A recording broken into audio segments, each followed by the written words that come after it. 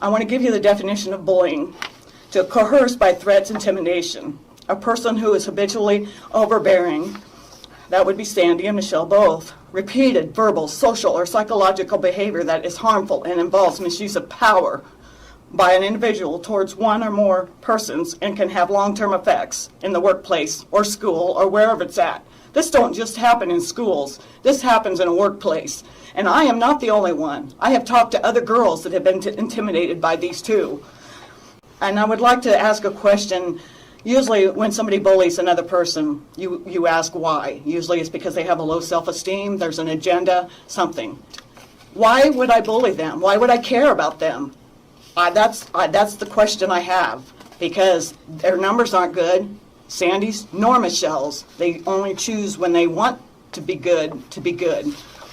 I do that all the time. It's my work ethic. It's always been my work ethic to do the best job I can while I'm at work. I'm from Iowa. I'm a 55-year-old mother of 2, grandmother of 4. I worked at a job for 25 years.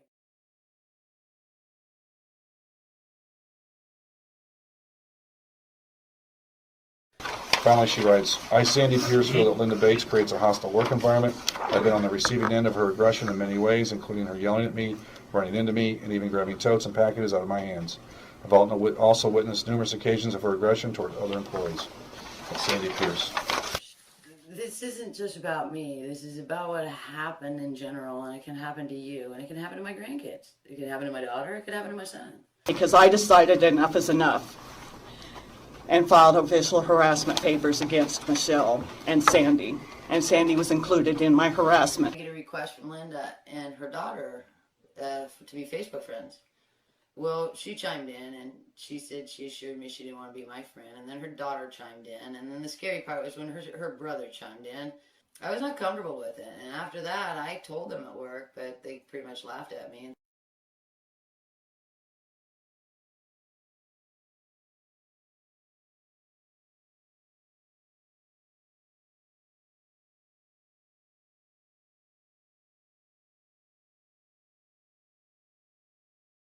Linda sent her comment that I needed to mind my own business and she would mind her own, but she's on my Facebook. I'm not on hers.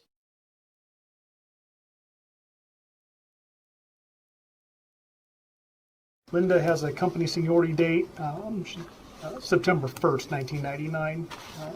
Some records say the 3rd, some say the 1st. She worked part-time at the airport facility until a few years ago without any incidents. A few years ago, the airport operation was downsized and Linda exercised her seniority to move to the Dixon building and has been working in the Smalls area without any problems and is one of the fastest and most productive workers on a daily basis. Their numbers aren't good. Sandie's nor Michelle's. They only choose when they want to be good to be good until my numbers surpassed her numbers on the computer. I have excellent numbers. I have more hours than either girl. I work double shifting. My hours run between 35 and 40 hours a week for the last year. My pay increased. Why would I bully them? Why would I care about them? I believe I worked with Linda for less than 3 years, and in those 3 years, 9 months were hell. Linda had harassed and assaulted me and was getting away with it over and over again. That's the question I have. Do my job, do an excellent job, and go home and be able to look myself in my numbers were above everybody else's. My exemplary behavior at the airport. Because I am a hard worker and I keep my numbers consistent. Operations. I work very hard and I keep my numbers up there. And I'd watched her harass other people, and I'd watch them try to complain. But when I became her target, of course I'm going to complain. Talking about the soap opera stuff, the other employees are frustrated with it. There has been a lot of soap opera stuff down there. The problem is Linda Bates has been at the center of every one. It's been Linda Bates, Yolanda Rubio, Linda Bates, Sandie Pierce, now Linda Bates, Michelle Mullica. She's taller than me by half a foot. She probably outweighs me by at least 60 pounds. Over the last 2 years, I have suffered with Sandie Pierce, constant complaining, accusations, tattling about everything I do. Who is Sandie Peak? Pierce. Sandie Pierce is another employee in the small sort area that's had problems in this situation over the past year or so, but she has since corrected her behavior. These girls have been complaining about me for a year. Violence. And yet, I still kept my job because people believed in me. I have a question for Tommy. Mike, actually, it's for you. How long you been dealing with the people in the small sort? 5 months. 5 months. And you said that this, how many people you fired in the last 5 months out of the small sort? For harassment or fighting? Zero. Zero. Other than this young lady? Okay. Because you said this has been going on for a long, long time. That was your words. And nothing's been done, the same issue's been going on, and this is the first time somebody gets disciplined.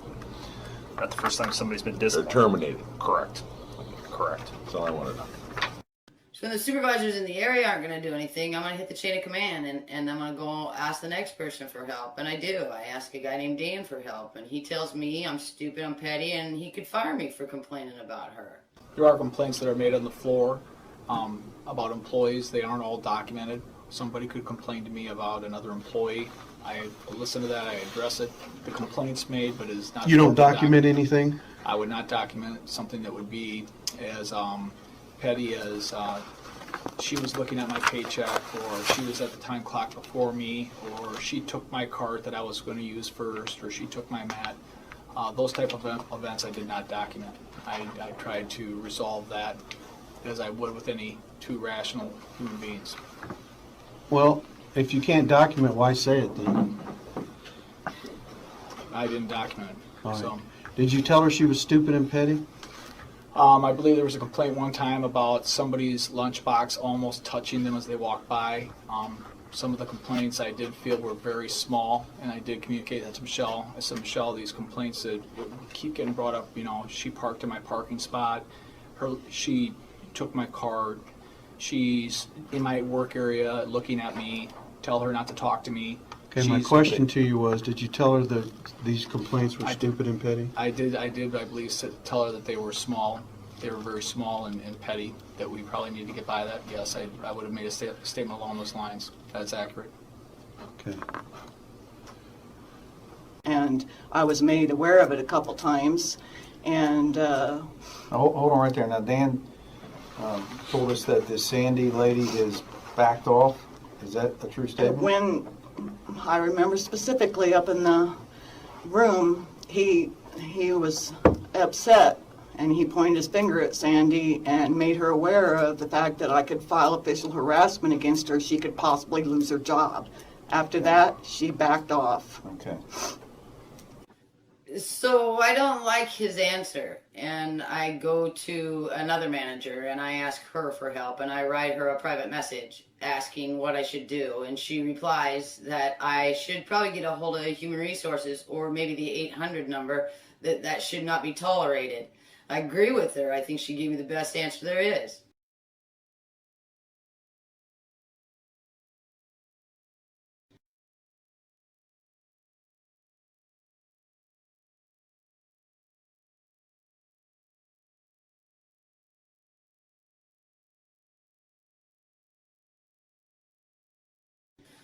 So I get a hold of HR, and HR pretty much I feel, blows me off because it takes 6 weeks for that meeting that I wanted to have to resolve the situation.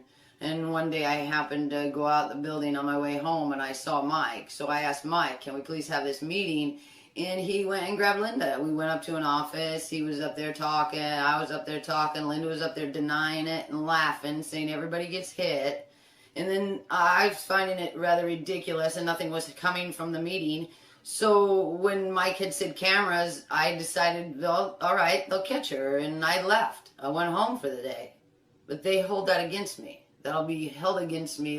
The HR manager is Mike Arndt. He will tell us what took place during that meeting and the details behind it. Sure. The details of the meeting were, the meeting happened on June 26th. It was at the request of Michelle Mollica. There's been some ongoing issues down in the small sort area, and Dan Kelly's asked me to step in a few times as well to bring some various employees down to get some people together in the same room and hopefully find a common ground.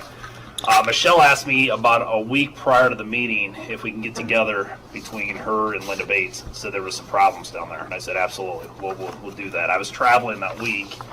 That on the 26th was the first available opportunity where I can get those two together, and I went down to the small sort and we had a prearranged meeting, and we took both employees, or I took both employees up to the hub day sort office into a conference room up there. And I addressed how the meeting was going to take place. I said, first off, I want to set some ground rules. Let's go through the policies first that we've all signed. We already know what the policies are here with in regards to professional work environment and creating a positive attitude here at work. But really, how it started off was I said, hey, I'm going to give you an opportunity, Linda, to address Michelle, and then after we're all done here, Michelle, you're going to have an opportunity to address Linda. So we're not going to talk over the top of each other. This is not going to be a shouting match. This is not going to be a yelling match. What we're here to do today is try to find some common ground here. Okay? You're going to have to work together. You're working a small sort area. It's a very small, confined area. We just need to find something that's going to work. And it's an opportunity for you to all there. Okay? It started off where I first allowed Michelle to talk. I said, Michelle, you're the one that asked for the meeting. Why don't you start off by, talking about a few of your concerns here. She started to talk, and it became a very short meeting. As Joe mentioned, it was about a 6-minute meeting. Linda, I looked over at her, and she started to smile a little bit, I guess, and looked over at me. And then I said, Linda, hold on a second, let her talk. Okay, she didn't say anything. She didn't speak up by any means. And then Michelle became very upset during the meeting. She goes, "This is going nowhere. I can't talk to anybody. I can't talk to anybody in here. This is going absolutely nowhere." Got up. I said, "Michelle, hang on. Just sit down. Let's talk. Let's talk through this here. We need to work this out." Okay. She started to talk again. And then Michelle got upset again. Got up and started to walk off again. I said, "Michelle, you're the one that asked for this meeting." I said, "We're not going to just walk after a couple minutes of being in this room." I said, "We need to air this things out. You guys cannot work together down there in the small sort area in this close quarters unless we get some of this stuff out there. You're the one that asked for it. Remind her again." She sat down again. We tried it a third time, and at that point is when Michelle got up and said, "I'm done. I'm done, and I'm walking. I'm done." And I said, "Michelle, here." I gave her another opportunity. I said, "Let's sit down." I mean, and at that point, the door was open. I said, "Michelle, come on back. Let's take this a step further." So that's really the end of that meeting. I did talk to Linda a little bit afterwards as well. I said, "Hey, what's going on down there?" And it was obviously you got different stories amongst different employees down in the small sort, and there's different personalities. We all understand that. But the one common thing that keeps coming up down there in that small sort is people cannot get along, and that's really what the meeting was. People have got a lot of differences and a lot of differences in opinions, and become very vocal down there. And that's what we talked about. And it's been with numerous other employees. This has not been a first-time scenario. There's been numerous employees that have been warned about this. Said, "Hey, look, this is a professional workplace. We're not going to swear. We're not going to cuss. We're not going to raise our voices." And it just keeps on happening. And there's been multiple warnings in this whole thing, multiple policy reviews. And I guess that's really what the meeting was. It didn't go anywhere. I mean, it didn't go the direction that we all wanted it to go. So that's really where it ended at that point. And the meeting that you had, why did you walk out of that meeting? It was because she was laughing at every comment I make. I'd say, "Linda, could you do it? You threw something at me." She'd say she didn't, and everything was either laughter or denial. And nothing was happening. Nothing was coming from it. He told me I had cameras. After I heard that, I had a big sense of relief. They were gonna watch and they'd see it and they'd catch her doing this stuff.